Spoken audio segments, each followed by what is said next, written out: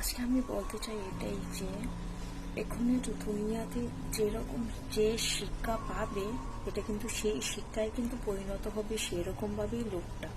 যেমন কি এখন যে ঘটনা হয়েছে, যে লোকরাই যেরকম ঘটনা করেছে ওরা কিন্তু সেই পদের লোক, যে ওরা কিন্তু সামনে ভগবান আছে না কে আছে কি আছে, মা আছে না বাবা আছে, ওরা কিন্তু সেরকম কিছু দেখতে পাচ্ছে না। কেন, ওরা কিন্তু ছোট থেকে সেরকম ভাবেই মানুষ হয়ে এসছে।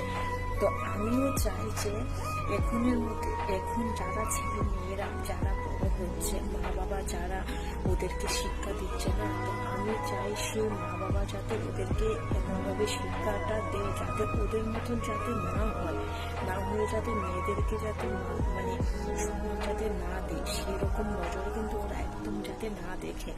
আপনারা ছেলে হোক মেয়ে হোক তাদেরকে এমনভাবে শিক্ষা দিন, যখন একটু বুঝদার হয়ে যাবে, বড় হয়ে যাবে, হালকা বুঝদার হয়ে যাবে, তাদেরকে এডুকেশন সেক্স কি জিনিসটা ওদেরকে বোঝানো দরকার আপনাদের। কেননা বোঝানো দরকার, রাস্তাঘাটে বাসে যখন ওরা চলাফেরা করবে ওই জিনিসটা তো ওরা ফেস করবে না, যখন ফেস করবে ওরা কিন্তু জানবে জিনিসটা যে কি।